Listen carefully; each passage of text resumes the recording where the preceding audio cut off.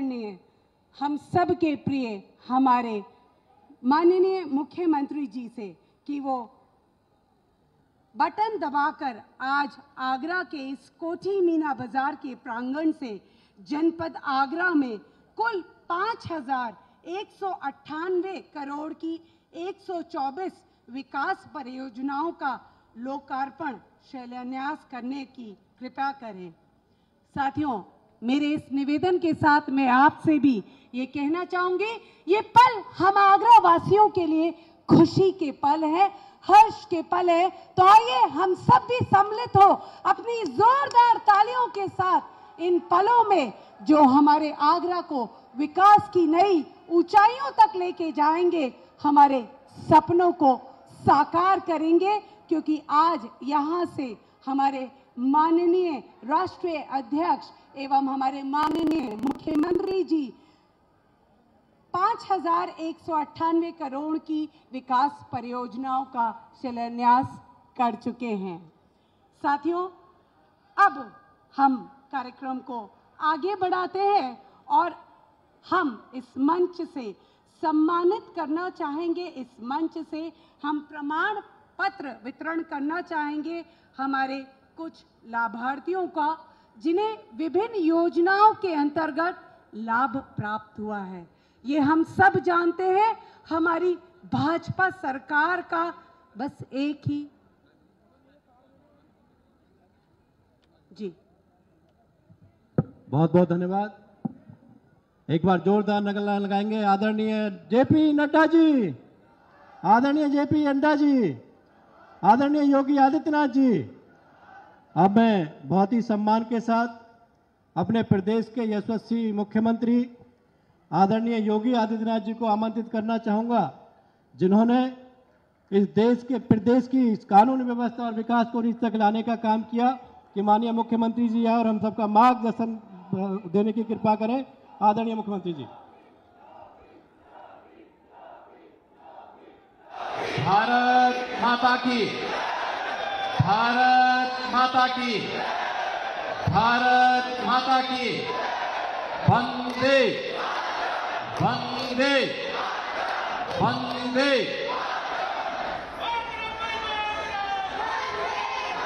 Bharatiya Janata party अनुसूचित मोर्चा के इस महाधिवेशन में मार्गदर्शन प्रदान करने और अपना आशीर्वाद प्रदान करने के लिए आज आगरा में उपस्थित भारतीय जनता पार्टी के यशस्वी राष्ट्रीय अध्यक्ष परमादरणीय श्री जगत प्रकाश नड्डा जी, भारतीय जनता पार्टी के राष्ट्रीय उपाध्यक्ष और उत्तर प्रदेश के चुनाव के प्रभारी माननीय श्री वैजयंत जय पांडा जी, राष्ट्रीय अध्यक्ष अनुसूचित जाति मोर्चा श्री लाल सिंह आर्य जी, केंद्रीय कोर कमेटी के सदस्य पूर्व केंद्रीय मंत्री श्री सत्यनारायण जटिया जी, केंद्रीय मंत्री प्रोफेसर एसपी सिंह बघेल जी, उप मुख्यमंत्री मध्य प्रदेश शासन श्री जगदीश देवड़ा जी, केंद्रीय मंत्री माननीय कौशल किशोर जी, केंद्रीय मंत्री माननीय भानु प्रताप वर्मा जी, प्रदेश सरकार में मेरे सहयोगी मंत्री श्रीमती बेबी रानी मौर्य जी, असीम अरुण जी, अनूप वाल्मीकि जी, श्रीमती गुलाब देवी जी, महापौर श्रीमती हेमलता दिवाकर जी, प्रदेश सरकार में मंत्री श्री मुन्नूलाल कोरी जी, प्रदेश महामंत्री श्रीमती प्रियंका रावत जी, प्रदेश अध्यक्ष रामचंद्र कनौजिया जी, सांसद श्री विनोद सोनकर जी, अनुसूचित जाति मोर्चा के इस राष्ट्रीय अधिवेशन में उपस्थित सभी देश के अलग अलग कोने से उपस्थित सभी पदाधिकारी और भाइयों और बहनों, ब्रजभूमि के इस महत्वपूर्ण स्थल आगरा में जो छत्रपति शिवाजी महाराज के शौर्य और पराक्रम के साथ जुड़ा हुआ है, मैं आप सभी का प्रदेश की जनता की ओर से और प्रदेश शासन की ओर से हृदय से स्वागत करता हूं, अभिनंदन करता हूं। इस अवसर पर अपने व्यस्ततम कार्यक्रमों में से समय निकाल करके हमारी पार्टी के राष्ट्रीय अध्यक्ष आदरणीय श्री जगत प्रकाश नड्डा जी स्वयं यहां पर आए हैं। मैं आप सब की ओर से, प्रदेशवासियों की ओर से उनका ब्रजभूमि में हृदय से स्वागत करता हूं, अभिनंदन करता हूं। भाइयों बहनों, माननीय राष्ट्रीय अध्यक्ष जी अपने व्यस्ततम कार्यक्रमों में पूरे देश का प्रवास करने के साथ ही अब चुनाव की प्रक्रिया को अंतिम स्वरूप प्रदान करने के लिए भारतीय जनता पार्टी के तमाम व्यस्त कार्यक्रमों में से समय निकाल करके इस महाधिवेशन में स्वयं उपस्थित हुए हैं। ये भारतीय जनता पार्टी की प्राथमिकता और अनुसूचित जाति मोर्चे के बारे में, इस समाज के बारे में पार्टी और उनकी आत्मीयता को प्रदर्शित करता है। इसके लिए उनका आभार व्यक्त करते हुए मैं हृदय से स्वागत और अभिनंदन करता हूं।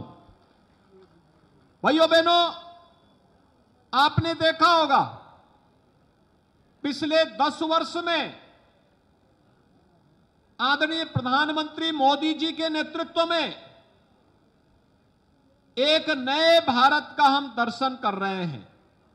एक ऐसा भारत जो भारत जाति, मत, मजहब, क्षेत्र और भाषा के आधार पर नहीं, बल्कि देश के अंदर एक ही मंत्र के आधार पर हर गांव, हर गरीब, हर किसान, हर नौजवान, हर महिला को समाज की मुख्य धारा के साथ जोड़ करके सम्मानजनक जीवन यापन करने के लिए उन्हें आगे बढ़ने के लिए प्रेरित करता है। और वह मंत्र है सबका साथ और सबका विकास का। सर्वजन हिताय सर्वजन सुखाय का यह भाव जो मोदी जी ने सबका साथ और सबके विकास के मंत्र के माध्यम से 2014 में देश को दिया था, आज मैं दावे के साथ कह सकता हूं कि आजादी के बाद भी हमारा जो समाज दबा हुआ था, वंचित था, समाज की मुख्य धारा से अपने आप को उपेक्षित महसूस करता था, आज उसे लगता है जब बाबा साहब भीमराव अंबेडकर जी के नाम पर प्रधानमंत्री मोदी जी के द्वारा पंच तीर्थ की घोषणा होती है और उन्हें मूर्त रूप दिया जाता है, उसे भी एहसास होता है कि देखिए बाबा साहब भीमराव अंबेडकर का सम्मान का मतलब देश के संविधान का सम्मान, भारत की संसदीय प्रणाली का सम्मान और देश के कोटि कोटि उन दबे कुचले आवाज को एक आवाज देने का कार्य है। और यह कार्य किसी ने किया, प्रधानमंत्री मोदी जी ने किया। आपने देखा होगा यहां पे भी श्री लाल सिंह आर्य कह रहे थे,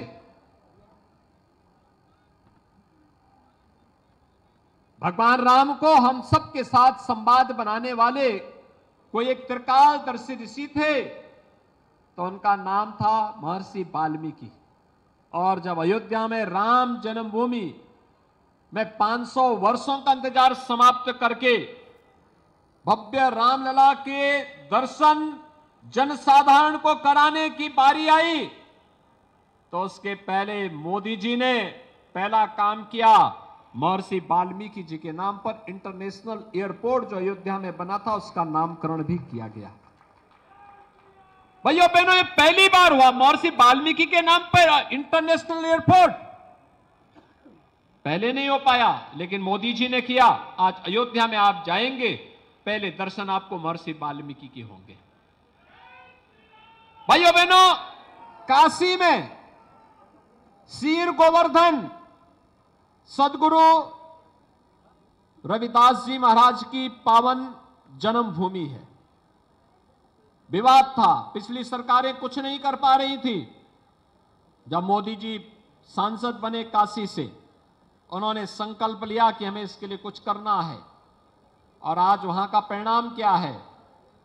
आज वहां पे लाल सिंगारे कह रहे थे शिलान्यास ने अब तो प्रधानमंत्री जी ने सदगुरु रविदास जी महाराज की 25 फुट ऊंची प्रतिमा को लोकार्पण कर दिया है। मूर्ति स्थापित वहां लग गई है, भव्य पार्क का निर्माण हो गया है, म्यूजियम का निर्माण हो गया है, अन्य क्षेत्र का निर्माण हो गया है, और अब उस पावन धरा पर जाने के लिए 4 लेन की कनेक्टिविटी भी हो गई है। पहले सिंगल लेन की भी सड़क नहीं थी, आज 4 लेन की सड़क से जोड़ा गया है।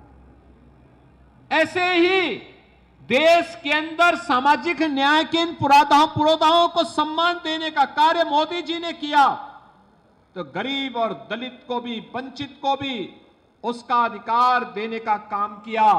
जब हर गरीब को मकान मिल गया, हर गरीब के घर में शौचालय बन गया, हर गरीब को स्वास्थ्य की बेहतर सुविधा मिल गई, हर गरीब को, वंचित को उसकी आवाज पर आवाज को मजबूती प्रदान करने का कार्य किया गया।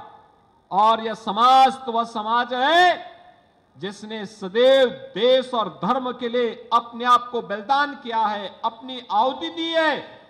तो स्वाभाविक रूप से आज जब हम यहां पे आए, राष्ट्रीय अध्यक्ष जी आए, तो इस अवसर पर आज भी इस महाधिवेशन के माध्यम से आगरा वासियों को, कल हमने मेट्रो की सौगात दी प्रधानमंत्री मोदी जी के कर कमलों से।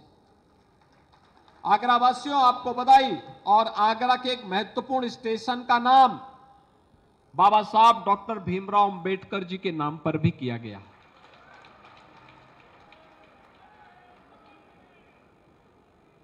और यह समाज हमेशा दाता के रूप में काम किया है, तो आज 5200 करोड़ रुपए की परियोजनाओं की सौगात भी आगरा वासियों को उपलब्ध हो रही है। यानी एक बार फिर से हमारे इस अनुसूचित समाज ने तय कर दिया कि दाता की भूमिका है तो दाता ही भूमिका के रूप में वह काम करेगा, और आज भी वह उस रूप में कार्य कर रहा है। बंधुओं, उत्तर प्रदेश के अंदर हम लोगों ने तय किया है, प्रधानमंत्री मोदी जी की प्रेरणा थी, पहले से तय कर रखा है, अनुसूचित जाति से चुने हुए जितने भी हमारे छात्र हैं, स्कॉलरशिप की राशि 2016 की तुलना में दुगनी की जा चुकी है। उत्तर प्रदेश के अंदर जहां पे जो गरीब बसा होगा, अगर वह आरक्षित श्रेणी की भूमि नहीं, उस जमीन का मालिकाना अधिकार, उसका पट्टा उसके नाम पर वहीं पर करके उसको आवास की सुविधा से आच्छादन करने का काम भी किया जा रहा है। और अगर आरक्षित श्रेणी की भूमि है तो पहले उसको भूमि आरक्षित पट्टा दिया जाएगा, कब्जा करवाया जाएगा, आवास उपलब्ध करवाया जाएगा, तब फिर उनको यहां से पुनर्वास की व्यवस्था होगी। एक व्यवस्था, हर एक के पास अपना राशन कार्ड है, आज वो सरकार की सभी प्रकार की योजनाओं से आच्छादित होता हुआ आगे बढ़ रहा है और सम्मानजनक तरीके से अपनी प्रतिभा का लाभ देश और समाज को देने का काम कर रहा है। ये डबल इंजन की वही सरकार है जो सरकार महाराज सुहेलदेव के नाम पर आजमगढ़ में विश्वविद्यालय का निर्माण करती है, तो महाराज बिजली पासी के किले का पुनरुद्धार, ये कौशल किशोर यहीं पर बैठे हैं, हमारे केंद्रीय मंत्री हैं, इन्हीं की मांग पर लखनऊ में उनके किले का पुनरुद्धार करके उसको वहां पर भव्य स्मारक बनाने का काम को भी आगे बढ़ाने का कार्य करती है।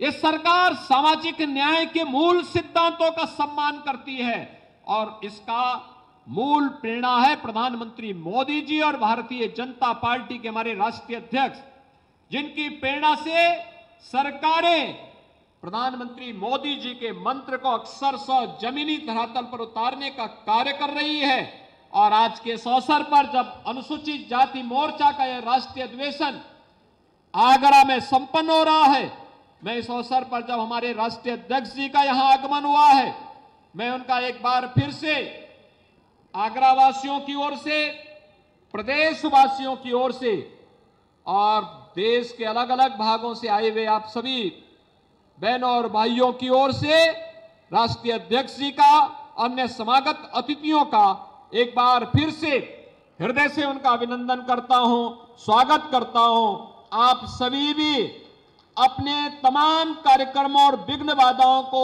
दूर करते हुए आगरा पहुंचे। आगरा में आए हैं तो अलग राज्य से आए होंगे तो ब्रजभूमि का दर्शन जरूर करना, वृंदावन मथुरा के दर्शन करने जरूर जाना। आगरा में बहुत सारी चीजें आपको देखने को मिलेगी। छत्रपति शिवाजी महाराज के शौर्य पराक्रम की धरती यहीं पे है और यहीं से हम लोगों ने छत्रपति शिवाजी महाराज के नाम पर एक म्यूजियम को बनाने के कार्यक्रम को भी आगे बढ़ाया है। तेजी के साथ एक कार्यक्रम आगे बढ़ेंगे, इस विश्वास के साथ आज यहाँ पे मंच पे हमारे तमाम जनप्रतिनिधि और प्रदेश सरकार के मेरे सहयोगी मंत्रीगण हैं, उन सब ने भी जो सहयोग किया है इस कार्यक्रम को आगे बढ़ाने के लिए, हमारे रामचंद्र कनौजिया को, लाल सिंह आर्य को और हमारे अन्य अनुसूचित जाति मोर्चा के पदाधिकारियों को हृदय से उनको धन्यवाद देता हूं और अपने सभी सम्मानित अतिथियों का स्वागत करते हुए अपनी वाणी को यहीं पे विराम देता हूं। मेरे साथ बोलेंगे जय श्री राम, जय जय श्री राम।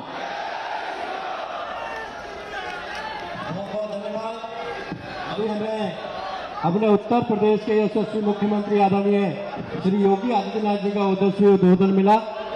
अब मैं इसी क्रम में सम्मान के साथ में, आदर के साथ में आमंत्रित करना चाहूंगा आज के अपने इस कार्यक्रम के मुख्य अतिथि हमारी पार्टी के राष्ट्रीय अध्यक्ष आदरणीय श्री जगत प्रकाश नड्डा जी को। कृपया वो आए और हमें अपना उद्बोधन दें। आदरणीय जय प्रकाश नड्डा जी।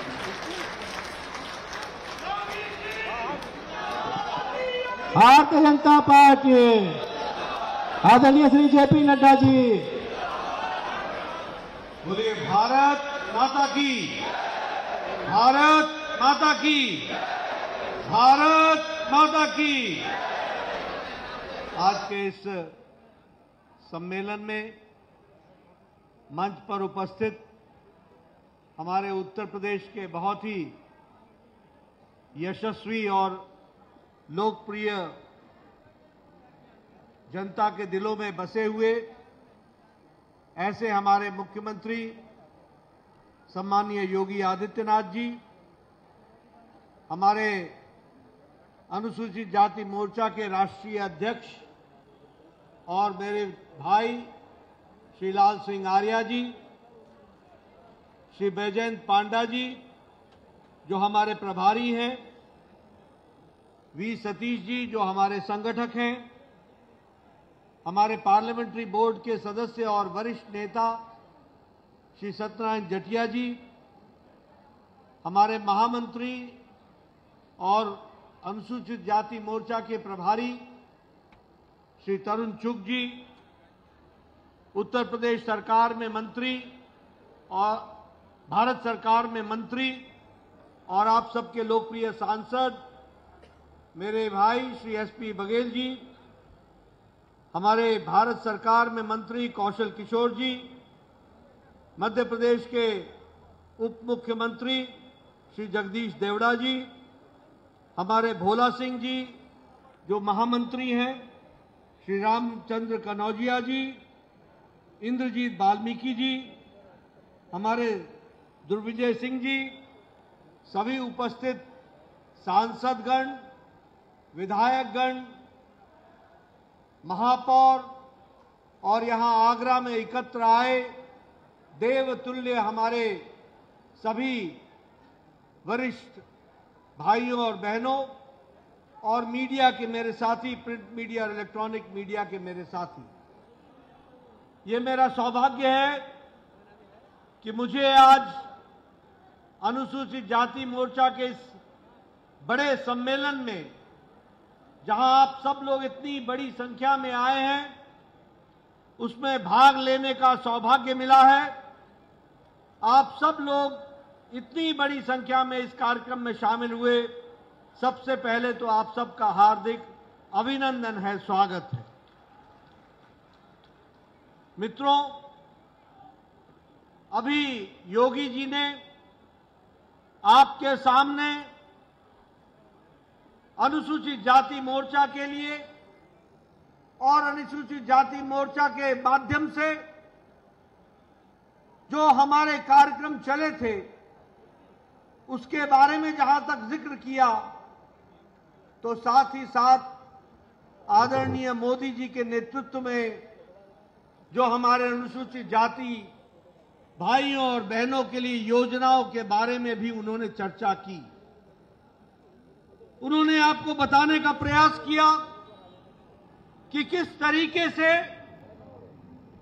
हमारे भाइयों के लिए, बहनों के लिए मुख्य धारा में शामिल होने के लिए किस तरीके के कार्यक्रम चलाए गए, इसके बारे में भी उन्होंने चर्चा की है। मैं यहां एक बात जरूर आपको बताना चाहता हूं। लंबे समय तक भारत की राजनीति को मैंने देखा है।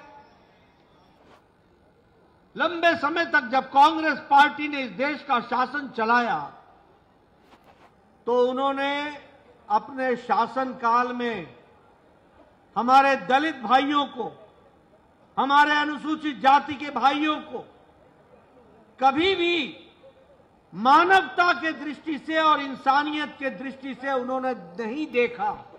जब भी उन्होंने देखा तो वोट बैंक की राजनीति के ध्यान में रख करके देखा। उन्होंने हमारे दलित भाइयों का, हमारे अनुसूचित जाति के भाइयों का वोट लेने का उपक्रम समझा।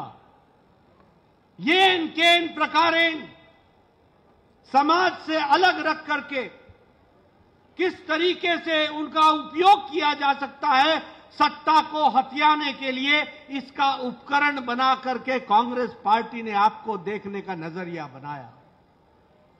लेकिन भारतीय जनता पार्टी जो वैचारिक पार्टी है, हम सत्ता में थे या नहीं थे, हम सत्ता के नजदीक भी नहीं थे, तब भी हम लोगों ने एकात्म मानववाद की दृष्टि से यह कहा था कि जब तक समाज के अंतिम पायदान पर खड़ा व्यक्ति का भला नहीं होगा, तब तक देश तरक्की नहीं करेगा। यह हमने 51 और 52 में कह दिया।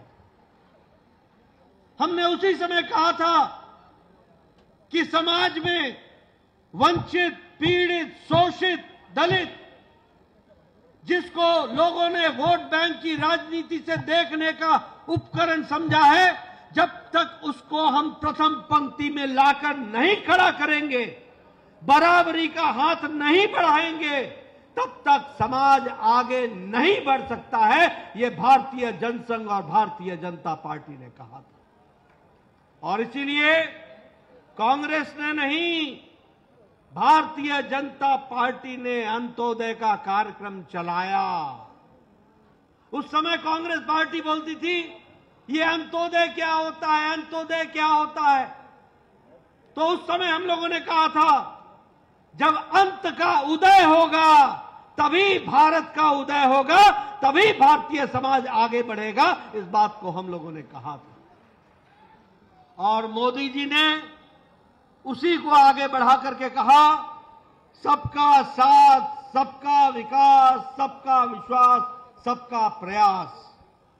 जब सबकी चिंता होगी, जब सबके प्रयास से चिंता होगी, जब सबका विश्वास मिल पाएगा और जब सब लोग मिलकर के साथ आएंगे, तभी समाज का विकास होगा। इस बात को ध्यान में रखा जाए। मित्रों, मैं यहां पर एक बात और आपको ध्यान में लाना चाहता हूं। कांग्रेस के नारे हमेशा खंडित करने वाले रहे और भारतीय जनसंघ और भारतीय जनता पार्टी का उद्देश्य हमेशा हमेशा सबको समाहित करने वाला योजना लेकर के चले। ये भी हमको ध्यान में रखना चाहिए और इसीलिए हमने कहा सबका साथ, सबका विकास, सबका विश्वास, सबका प्रयास। और अभी मोदी जी ने कहा ज्ञान। ज्ञान मतलब जी फॉर गरीब, वाई फॉर युवा, ए फॉर अन्नदाता, एन फॉर नारी शक्ति। जब गरीब की चिंता होगी, जब युवा की चिंता होगी, जब अन्नदाता की चिंता होगी, जब नारी शक्ति का सम्मान होगा, तो समाज आगे बढ़ चलेगा और सबकी ताकत साथ मिलकर के चलेगी। इसलिए मित्रों, मैं यहां आपके साथ इस बात की चर्चा करना चाहता हूं। अभी पंचतीर्थ की चर्चा हुई। ये पंचतीर्थ की याद क्यों नहीं कांग्रेस को आई? जो भारत रत्न बाबा साहब भीमराव अंबेडकर जिन्होंने संविधान की रचना की, उनकी उपेक्षा की गई, उनका उपहास किया गया, उनको दरकिनार रखा गया, उनके योगदान को हमेशा कम आंका गया। ये कांग्रेस का चरित्र है और ये कांग्रेस का इतिहास है। आपको जानकर के आश्चर्य होगा कि बाबा साहब जो संविधान समिति के ड्राफ्टिंग कमेटी के अध्यक्ष रहे, जिन्होंने संविधान की रचना की, उनकी हमेशा उपेक्षा की गई और उनको संविधान सभा में चुनने का भी कांग्रेस पार्टी ने विरोध किया। यह इतिहास में दर्ज है कि मुंबई से संविधान सभा की चुनाव में कांग्रेस पार्टी ने भीमराव अंबेडकर को हराया था और भीमराव अंबेडकर को संविधान सभा में आने के लिए, चुनने के लिए उनको बंगाल जाना पड़ा और बंगाल से वो चुन करके आए। ये इतिहास में दर्ज है। ये इतिहास में दर्ज है कि भारत रत्न भीमराव अंबेडकर जब उत्तर मुंबई से चुनाव लड़ने गए तो कांग्रेस पार्टी ने प्रत्याशी खड़ा किया और नेहरू जी उनके पक्ष में प्रचार करने गए और भीमराव अंबेडकर जी को एक बार नहीं, दो बार चुनाव हराने का काम किया। यह इतिहास में दर्ज है कि संविधान के निर्माता भीमराव अंबेडकर भारत रत्न को कांग्रेस पार्टी के समय में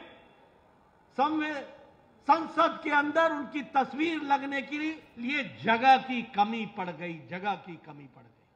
यह इतिहास में दर्ज है कि कांग्रेस पार्टी के शासकों ने कहा कि नहीं, यहां पर हमारे लिए संसद में भीमराव अंबेडकर की चित्र लगने के लिए जगह की कमी है। ये जब जनता दल की सरकार आई तब जाकर के काम हुआ। यही नहीं, मरणोपरांत भीमराव अंबेडकर जी को भारत रत्न भी नहीं दिया गया। नेहरू जी ने अपने आप को, खुद को भारत रत्न दे दिया। इंदिरा गांधी जी ने खुद को भारत रत्न ले लिया। खुद ही अपनी कुर्सी पर रह करके अपने लिए भारत रत्न लेते रहे, लेकिन भीमराव अंबेडकर को भारत रत्न नहीं दिया। भीमराव अंबेडकर को भारत रत्न तब मिला जब जनता दल की सरकार थी और भारतीय जनता पार्टी का समर्थन था, तब जाकर के उनको भारत रत्न मिला। मैं ये सारी बातें आपके सामने इसलिए बता रहा हूं कि आपने याद रखना, जो आज कांग्रेस पार्टी हमारे दलित भाइयों को वर्षों से गुमराह करती रही है, उनको सही मायने में मालूम होना चाहिए कि उनकी चिंता करने वाला कोई और नहीं, उनकी चिंता करने वाले अगर हैं तो हमारे यशस्वी प्रधानमंत्री श्री नरेंद्र मोदी जी हैं, जिन्होंने उनकी सही मायने में चिंता की है, सही मायने में चिंता की है। और जब मैं उनकी चिंता की दृष्टि से बात करता हूं तो आपको बताना चाहता हूं कि आज केंद्र सरकार में 12 हमारे दलित भाई मंत्री हैं, 12 मंत्री हैं। कभी इतने मंत्री नहीं रहे मंत्रिमंडल में। जब हमारी सरकार थी, अटल जी की सरकार, तो पहली बार लोकसभा का अध्यक्ष जीसी बाल योगी दलित, वो पहली बार अगर अध्यक्ष और स्पीकर बने तो वो अटल जी की सरकार में बने। ये हमको ध्यान में रखना चाहिए। हमें ध्यान में रखना चाहिए कि भारत के राष्ट्रपति श्री रामनाथ कोविंद जी तब बने जब भारत के यशस्वी प्रधानमंत्री नरेंद्र मोदी जी इस देश के प्रधानमंत्री बने, प्रधान सेवक बने, तब जाकर के हुआ।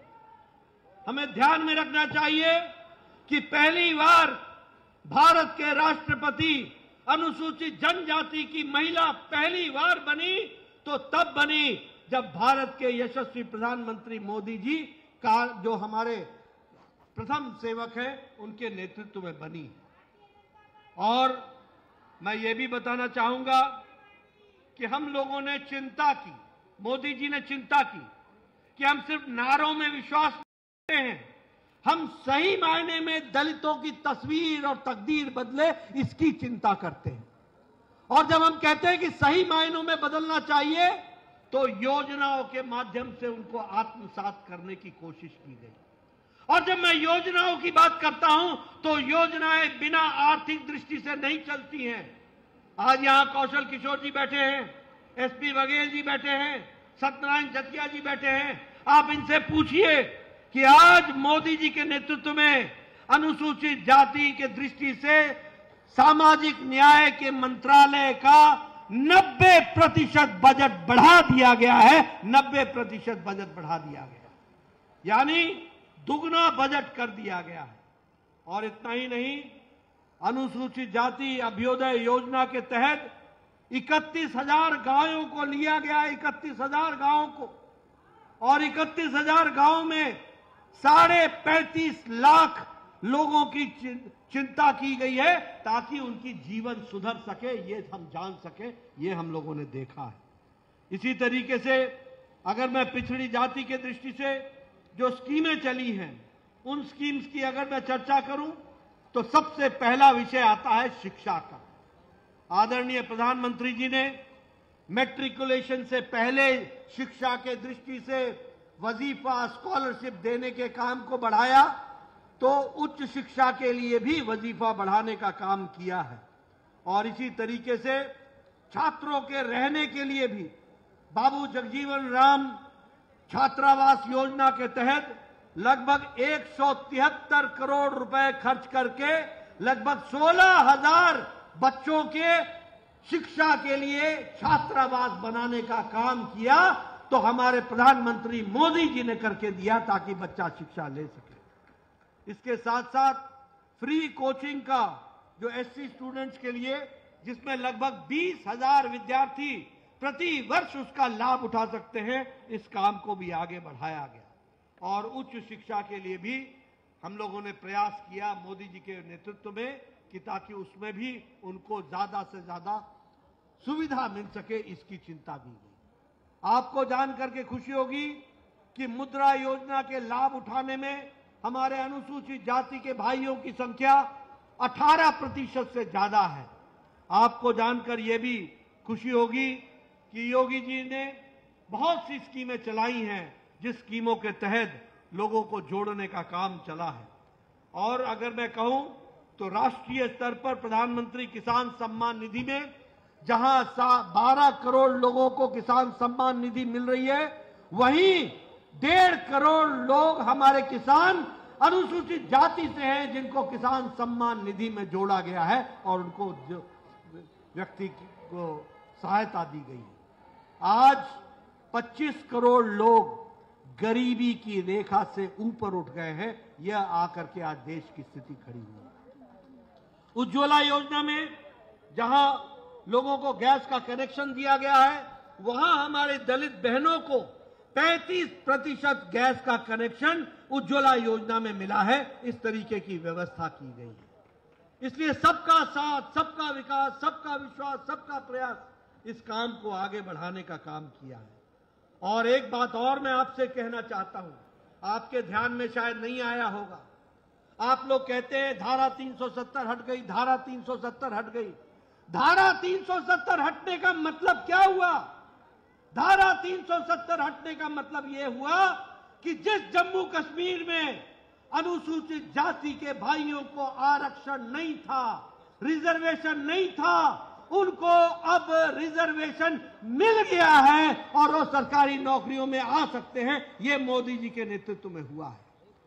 धारा 370 के कारण आपको जानकर आश्चर्य होगा, जम्मू कश्मीर की कंस्टिट्यूएंसी में, जम्मू कश्मीर के प्रदेश में कोई एससी कैटेगरी की सीट नहीं थी, कोई एसटी कैटेगरी की सीट नहीं थी। पर अब जब विधानसभा के चुनाव होंगे डिलिमिटेशन के बाद, तो यह परिस्थिति आकर के खड़ी हुई। यह है परिवर्तन, यह है मोदी जी का संदेश यह देश की एकता और अखंडता को ध्यान में रखते हुए काम करने का तरीका, और यह है मजबूत भारत को आगे बढ़ाने का तरीका। यह भी हमको ध्यान में रखना चाहिए। अभी अभी योगी जी ने चर्चा की, अगर हम राम के दर्शन के लिए अयोध्या जाएंगे तो सबसे पहले हमको वाल्मीकि इंटरनेशनल एयरपोर्ट का दर्शन होगा, तब हम जाकर के रामलला के दर्शन करेंगे। यानी समाज में महर्षि वाल्मीकि जी का स्थान, भगवान वाल्मीकि जी का स्थान, उसको भी अगर सही दृष्टि से रखने का काम किया तो योगी जी ने प्रस्ताव भेजा था और माननीय प्रधानमंत्री जी ने महर्षि वाल्मीकि इंटरनेशनल एयरपोर्ट बना करके अयोध्या में विराजमान किया है। यह भी हम सब लोगों ने देखा है। इसलिए मित्रों, मैं एक बात कहना चाहूंगा कि मैं यहां पर योगी जी का इस बात के लिए भी धन्यवाद देना चाहता हूं कि आपने अभ्युदय कोचिंग योजना को चलाया है, जिसके माध्यम से अब दलित का बेटा, अनुसूचित जाति का बेटा अब कोचिंग लेकर के वो उच्च नौकरी को पद प्राप्त कर सकेगा, इसकी भी व्यवस्था की गई है। यह भी हम लोगों को ध्यान में रखना चाहिए। आपने सामूहिक विवाह की योजना बनाई और उस सामूहिक विवाह योजना में लगभग 600 करोड़ रुपए प्रस्तावित किए हैं। मैं योगी जी को धन्यवाद देना चाहता हूं कि आप, जो हमारा गरीब दलित भाई है, जिसके विवाह की योजना की दृष्टि से, आर्थिक दृष्टि से कमी पड़ती थी, उसको भी मुख्य धारा में लाकर सामूहिक विवाह में जोड़ने के लिए 600 करोड़ रुपए की प्रस्तावना की है और उत्तर प्रदेश सरकार ने, उसके लिए भी मैं आपको धन्यवाद देता हूं। मैं यहां एक बात और आपको बताना चाहता हूं कि आदरणीय प्रधानमंत्री मोदी जी के नेतृत्व में जहां देश आगे बढ़ रहा है, वहीं हर दृष्टि से उस विकास का फल आप तक पहुंचे, सब तक पहुंचे, इसकी चिंता की जा रही है। ये सारी योजनाएं गांव, गरीब, वंचित, पीड़ित, शोषित, दलित, महिला, युवा, किसान, सबको ताकत दे सके, इसको ध्यान में रख करके किया गया है। और इसीलिए प्रधानमंत्री गरीब कल्याण अन्न योजना हो, प्रधानमंत्री किसान सम्मान निधि हो, उज्ज्वला योजना हो, उजाला योजना हो, सौभाग्य योजना हो, प्रधानमंत्री आवास योजना हो, जल ही जीवन योजना हो, ये सारी योजनाएं भारत के आम आदमी को, जो पिछड़ गया था, उसको मुख्य धारा में लाने का काम कर रही हैं और देश आगे बढ़ रहा है मोदी जी के नेतृत्व में। ये भी हमको ध्यान में रखना चाहिए। मैं आपसे ये बताना चाहता हूं कि आज मोदी जी के नेतृत्व में देश ने 11वें नंबर की अर्थव्यवस्था से छलांग लगाकर 5वें नंबर की अर्थव्यवस्था आज भारत बन गया है। आपको जानकर खुशी होगी, आपका आशीर्वाद 2024 में मोदी जी को फिर से मिलेगा। यहां भी हम 80 की 80 सीटें, आपके आशीर्वाद से कमल खिलेगा और भारत में, देश में, दुनिया में तीसरे नंबर की अर्थव्यवस्था बन जाएगी। इसको भी हमको ध्यान में रखना चाहिए। मित्रों, जैसा मैंने बताया आपको कि ये प्रधानमंत्री गरीब कल्याण अन्न योजना के कारण आज 25 करोड़ की जनता गरीबी की रेखा से ऊपर उठ करके आ गई है। यह परिस्थिति आकर के खड़ी हुई है और इसीलिए मैं आप लोगों से निवेदन करना चाहता हूं, आपसे मैं कहना चाहता हूं कि आप इन सारी बारीकियों को गहराई से समझें। मैं आज इंडिया अलायंस की बात नहीं करना चाहूंगा, मैं कोई कांग्रेस पार्टी की चर्चा नहीं करना चाहूंगा।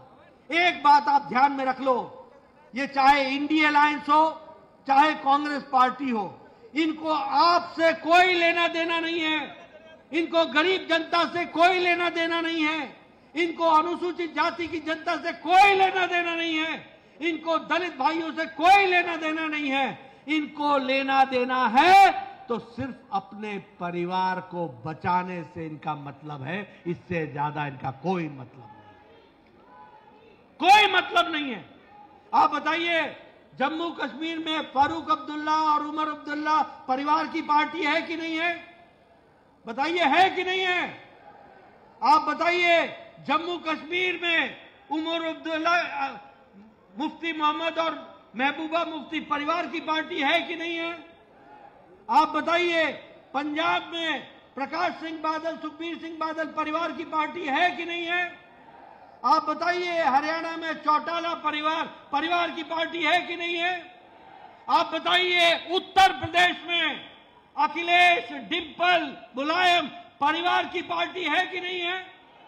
आप बताइए, बिहार में लालू, राबड़ी, मीसा, तेजस्वी, तेज प्रताप परिवार की पार्टी है कि नहीं है?